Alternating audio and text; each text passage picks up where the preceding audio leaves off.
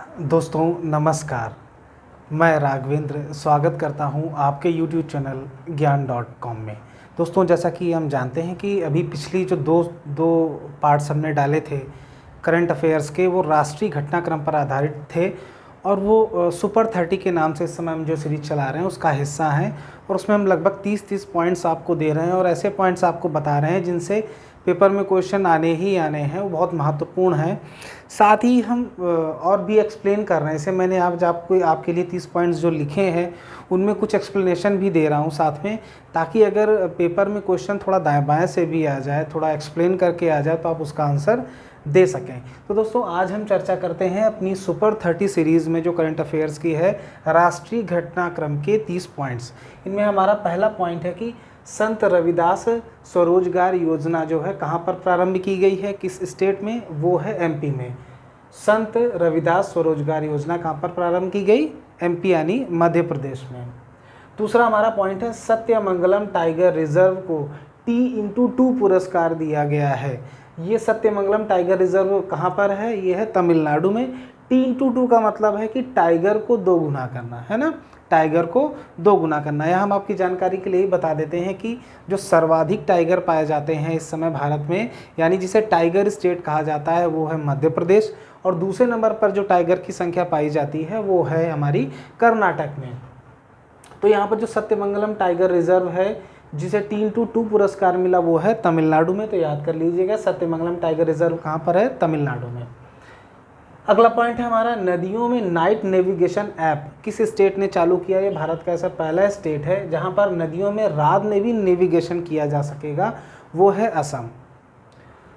चौथा है Corbevax vaccine जो है वो 12 से 18 वर्ष के बच्चों के लिए या लोगों के लिए ईजाद की गई है, लगवाई जा सकती है। इसका नाम है कोर्बेवैक्स वैक्सीन का नाम है। अब इसमें बहुत इंपॉर्टेंट भी हो गया क्योंकि पिछली बार भी पीसीएस में क्वेश्चन आया हुआ था, तो एक वैक्सीन को लेकर आया था कि वो वैक्सीन कहाँ पर बनी है, तो इसलिए क्वेश्चन हमारे लिए इंपॉर्टेंट हो जाता है। हमारा अगला क्वेश्चन है कि पुरानी पेंशन योजना किस राज्य ने सबसे पहले बहाल करी है, तो वो है हमारा राजस्थान। अन्य कुछ राज्य और भी बहाल कर रहे हैं इसको, पेंशन योजना को, क्योंकि जो सरकारी कर्मचारी हैं राज्य सरकार के, उनकी मांग है कि हमारी जो पुरानी पेंशन योजना थी उसे बहाल कर दिया जाए। तो पहला राज्य बना है हमारा राजस्थान। अगला क्वेश्चन है एशिया के सबसे बड़े एयरपोर्ट का कहाँ पर नरेंद्र मोदी जी, हमारे प्रधानमंत्री जी ने शिलान्यास किया, तो वो है हमारा नोएडा का जेवर हवाई अड्डा है। नोएडा जेवर यानी यूपी का हवाई अड्डा है, इसका मोदी जी ने भी हाल ही में शिलान्यास किया है। और इसमें एक जानकारी आपको और दे दूं कि जो इसको बना रही है जो कंपनी, उसका नाम ज्यूरिक एयरपोर्ट है। ज्यूरिक एयरपोर्ट इंटरनेशनल कंपनी है जो कि एक स्विस कंपनी है। क्वेश्चन ये भी आ सकता है कि जो ये एयरपोर्ट है जो बनाया जा रहा है नोएडा में, जेवर हवाई अड्डा, ये किस कंपनी के द्वारा बनाया जा रहा है ना। तो ये क्या हमारा ज्यूरिक एयरपोर्ट इंटरनेशनल करके कंपनी है, वो बना रही है। अगला क्वेश्चन है, अगला पॉइंट हमारा कि स्कॉर्पियन कलवारी क्लास की पनडुब्बी हाल ही में, वैसे कई पनडुब्बियाँ शामिल हो चुकी हैं स्कॉर्पियन कलवारी क्लास की भारतीय नौसेना में। अभी हाल ही में जिसे शामिल किया गया उसका नाम है INS वेला। क्या नाम है दोस्तों, INS वेला।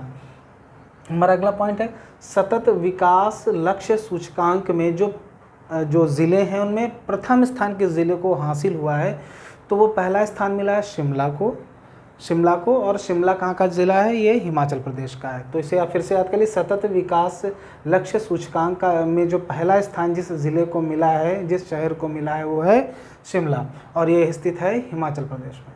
अगला पॉइंट है हमारा जनजातीय गौरव दिवस कब मनाने का निर्णय लिया गया है, वो मनाने का निर्णय लिया गया है 15 नवंबर को, जनजातीय गौरव दिवस। अगला पॉइंट है भारत 2021 से 2025 तक किस संस्था का सदस्य रहेगा, किस सांस्कृतिक संस्था का सदस्य रहेगा, वो है यूनेस्को। किसका, यूनेस्को का। यूनेस्को के बारे में भी थोड़ी जानकारी दे देते हैं कि यूनेस्को की जो स्थापना हुई थी वो UNO के अंतर्गत ही हुई है, यानी यूनाइटेड नेशंस ऑर्गेनाइजेशन, संयुक्त राष्ट्र संघ के अंतर्गत ही इसकी स्थापना की गई है। और इसकी स्थापना 1945 को हुई थी।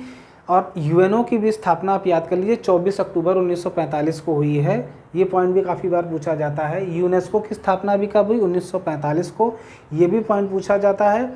साथ ही भारत इसका संस्थापक सदस्य भी है, यानी कि जब इसकी स्थापना हुई तब भारत भी साथ में था, भारत ने भी इसका समर्थन किया था।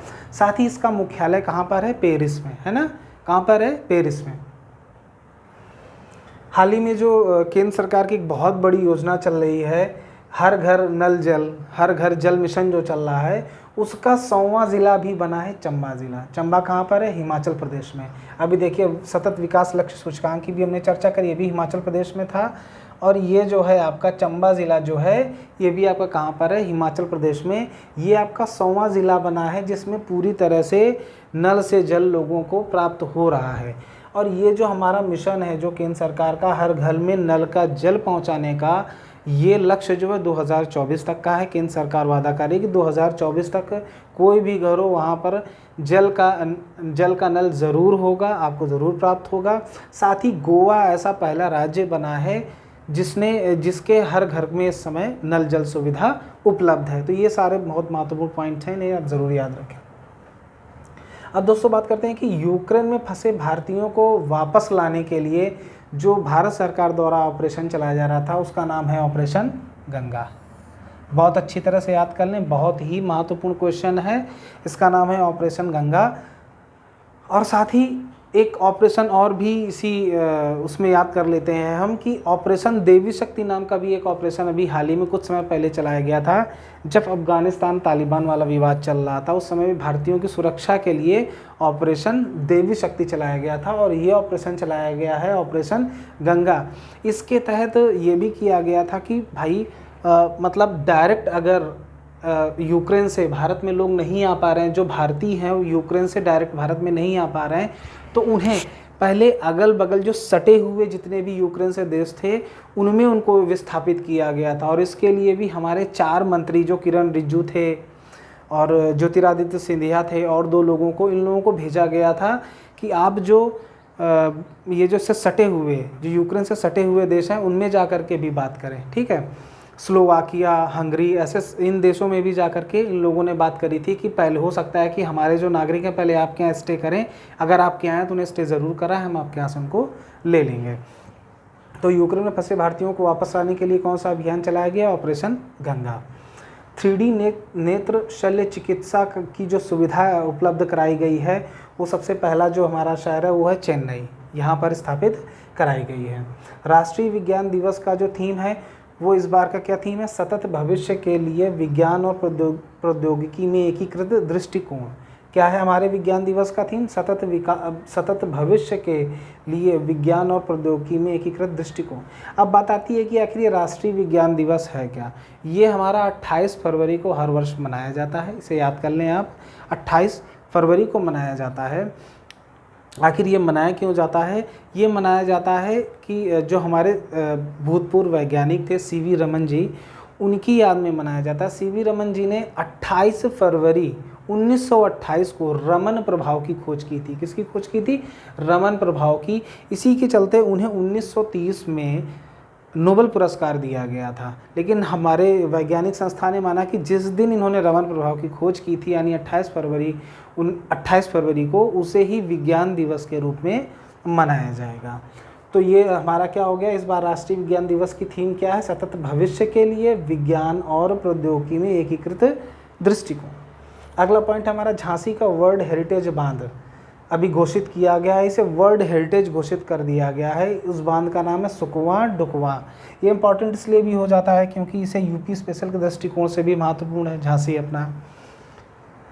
रंजन गोगोई की आत्मकथा, रंजन गोगोई जो कि चीफ जस्टिस CJI रह चुके हैं, चीफ जस्टिस ऑफ इंडिया रह चुके हैं, उनकी आत्मकथा है जस्टिस फॉर द जज। ये बहुत इंपॉर्टेंट पुस्तक है, इसे ज़रूर याद कर लें। हाल ही में लाल सलाम नामक उपन्यास भी हमारी केंद्रीय मंत्री जो स्मृति ईरानी उनके द्वारा इसे उपन्यास लिखा गया है।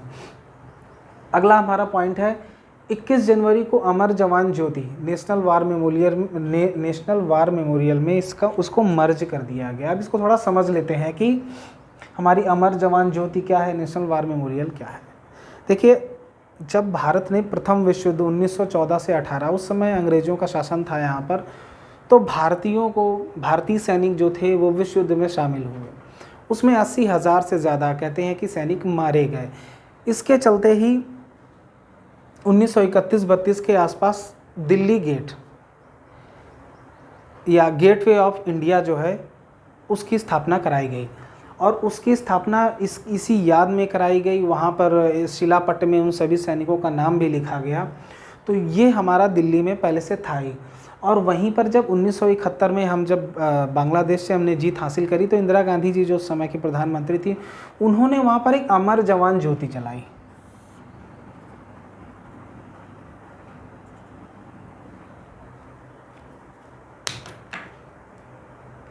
सॉरी, अब मैंने आपको गेटवे ऑफ इंडिया बता दिया। गेटवे ऑफ इंडिया नहीं, इंडिया गेट।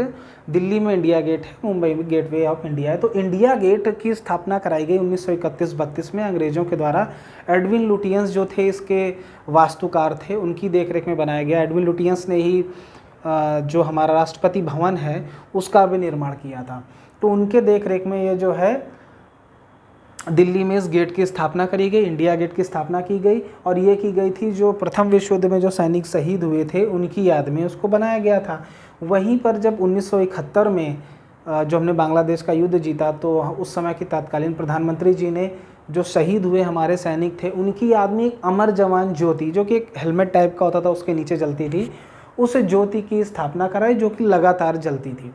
तो अब जो इस सरकार में ये निर्णय लिया गया कि हम क्यों ना एक अलग से हम एक ऐसा वार मेमोरियल बनाएं जहां पर हम अपने सैनिकों की याद में, एक जो शहीद हुए हैं उनकी याद में एक वार मेमोरियल बनाएं। क्योंकि जो हमारा दिल्ली गेट वो एक वार मेमोरियल उसे भी कहा जाएगा। तो वो जो गेट है इंडिया गेट, वो अंग्रेज़ों द्वारा बनाया गया है। तो क्यों ना हम अपने याद में हम अपनों के लिए एक अपना गेट बनाएं, अपनी जगह बनाएं। तो बनाया गया नेशनल वार मेमोरियल, जो कि जो दिल्ली वाला गेट है, जो कि इंडिया गेट, उसे कुछ दूरी पर ही है। वहाँ पर भी एक मतलब ज्योति स्थापित की गई, और जो अमर जवान ज्योति थी वो नेशनल वार मेमोरियल में 21 जनवरी को मिला दी गई। साथ में 23 जनवरी को एक महत्वपूर्ण चीज़ और भी हुई। 23 जनवरी को पराक्रम दिवस के तौर पर मनाया जाने लगा है अब। और इस दिन सुभाष जी की, हमारे सुभाष चंद्र बोस जी थे, उनकी 125वीं जयंती मनाई गई। साथ में अब 23 जनवरी को पराक्रम दिवस के तौर पर मनाया जाएगा। और 23 जनवरी को ही नेशनल वार मेमोरियल में एक 3D होलोग्राम जो सुभाष जी का है वो मोदी जी के द्वारा स्थापित किया गया। तो आप इसको भी याद रखिएगा कि 23 जनवरी को पराक्रम दिवस मनाया जाएगा। 3D होलोग्राम जो है वो सुभाष जी का, वो हमारा नेशनल वार मेमोरियल दिल्ली में स्थापित किया गया है। और 21 जनवरी को अमर जवान ज्योति नेशनल वार मेमोरियल में मिला दी गई है। हमारा अगला पॉइंट है, इसरो के नए अध्यक्ष कौन नियुक्त किए गए हैं? वो नियुक्त किए गए हैं एस सोमनाथ। इसरो के बारे में आपको थोड़ी जानकारी दे देते हैं कि इसरो जो है, इसरो की स्थापना सन 1969 में हुई थी और बंगलोर में की गई थी। ये इस चीज़ को याद रखिएगा, इसका ये भी पूछा जाता है कभी। तो इसरो के समय अध्यक्ष कौन है? एस सोमनाथ। ये अगला पॉइंट यहाँ पर ही लिखा हुआ है कि सुभाष चंद्र बोस जी की 125वीं जयंती पर 23 जनवरी को पराक्रम दिवस मनाने का निर्णय लिया गया है। हमारा अगला पॉइंट है, एमपी के हबीबगंज रेलवे स्टेशन का नाम क्या कर दिया गया है? वो कर दिया गया है इस समय रानी कमलापति रेलवे स्टेशन। अगला पॉइंट है, गिनीज बुक में नाम दर्ज, Guinness book of world records में जो है हमारा एक मिशन है जिसका नाम दर्ज किया गया है, और वो है राष्ट्रीय स्वच्छ गंगा मिशन। कौन सा मिशन है? राष्ट्रीय स्वच्छ गंगा मिशन। इसका नाम दर्ज किया गया है Guinness book of world records में। अगला पॉइंट है ग्लासगो, जो कि स्कॉटलैंड की राजधानी है। वहाँ पर COP 26 हुआ है ना, यानी कि जो पार्टीज़ की जो मीटिंग होती है वो हुई COP 26 के नाम से ग्लासगो में। यहाँ पर भारत ने शुद्ध शून्य कार्बन उत्सर्जन का लक्ष्य रखा है। शुद्ध शून्य कार्बन उत्सर्जन का लक्ष्य रखा, और ये लक्ष्य रखा है 2070 तक, यानी 2070 तक हम शुद्ध शून्य कार्बन उत्सर्जन का लक्ष्य प्राप्त कर लेंगे, जो कि हमने COP 26 में कहा है। इसे कहते हैं कॉन्फ्रेंस ऑफ पार्टीज़। COP का मतलब कॉन्फ्रेंस ऑफ पार्टीज़, जो 26वें नंबर की हुई ग्लासगो स्कॉटलैंड में, उसमें हमने बात कही है। अब शुद्ध शून्य कार्बन उत्सर्जन का सरल सा मतलब आप समझ लीजिए कि जितना कार्बन हमारे पास उपलब्ध है, यानी हमें जितना प्रयोग करना चाहिए हम उतना ही प्रयोग करेंगे। एक अंदाजे के लिए मान लेते हैं कि अगर हमारे पास 100 लीटर कार्बन है, तो हम 100 लीटर ही उत्सर्जित करेंगे, उससे ज़्यादा 110 कर देंगे तो 10 हम घाटे में चले जाएंगे, तो हमारा शुद्ध उत्सर्जन जो हो जाएगा वो क्या हो जाएगा, शून्य हो जाएगा। तो हमने ये लक्ष्य रखा है 2070 तक। कुछ लक्ष्य और भी देखिए कार्बन से रिलेटेड ही हैं, जैसे मुंबई शहर ने रखा है कि हम 2050 तक ही अपने आप को शुद्ध कार्बन उत्सर्जन जो है शून्य कर लेंगे।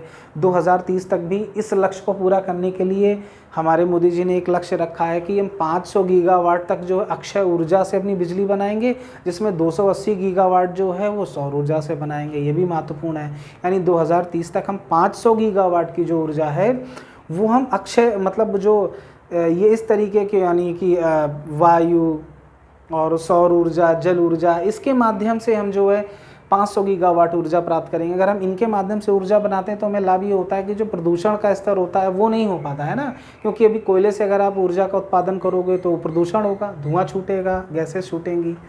तो ये लक्ष्य रखा है 2070 तक शुद्ध शून्य कार्बन उत्सर्जन का, 2030 तक 500 गीगावाट, सौर ऊर्जा के लिए 280 गीगावाट का लक्ष्य रखा है। ठीक है। और अगला पॉइंट है हमारा यूनेस्को के क्रिएटिव सिटीज़ नेटवर्क में जो शामिल किया गया हमारा लेटेस्ट शहर है वो है श्रीनगर। अगला पॉइंट है राज्य ऊर्जा दक्षता सूचकांक में पहला स्थान प्राप्त हुआ है कर्नाटक को। अगला पॉइंट है हमारा फीफा फुटबॉल फॉर स्कूल, यानी स्कूल स्तर पर फीफा फुटबॉल जैसी प्रतियोगिता को लॉन्च किया उड़ीसा ने, और इसके माध्यम से हम फुटबॉल को बढ़ावा देने की कोशिश कर रहे हैं, उड़ीसा सरकार कर रही है। अगला पॉइंट हमारा मानव युक्त महासागर मिशन, किस नाम से भी लॉन्च किया गया है, मानव युक्त महासागर मिशन, ये लॉन्च किया गया समुद्रयान नाम से। अगला पॉइंट है होप एक्सप्रेस, चलाई गई एक ट्रेन जो कि कैंसर पीड़ितों के लिए पूरी तरह संबंधित थी, जुड़ी हुई थी, वो महाराष्ट्र में।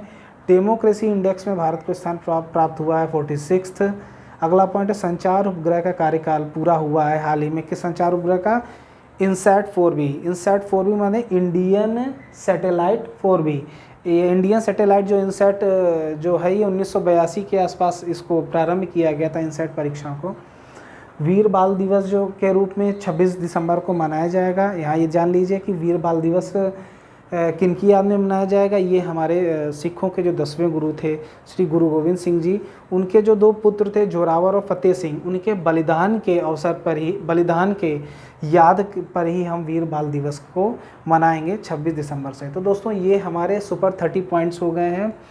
अगले फिर सुपर 30 पॉइंट्स मैं आपको 1-2 दिन में उपलब्ध करा दूंगा, और इस तरीके से हम करीब 10 वीडियोस बनाएंगे जिसके माध्यम से आपकी लगभग सारी करंट अफेयर्स तैयार हो जाएगी, और जितनी भी करंट अफेयर्स है जो पेपर में आएगी लगभग आनी यहीं से, इसलिए इसे आप ध्यान से बार बार पढ़ें, बार बार ज़रूर पढ़ें, क्योंकि मैं और भी पॉइंट्स इसमें जोड़कर बता रहा हूँ, तो क्वेश्चन अगर इधर उधर से भी आता है तो उसका आंसर भी आपको मिल जाएगा।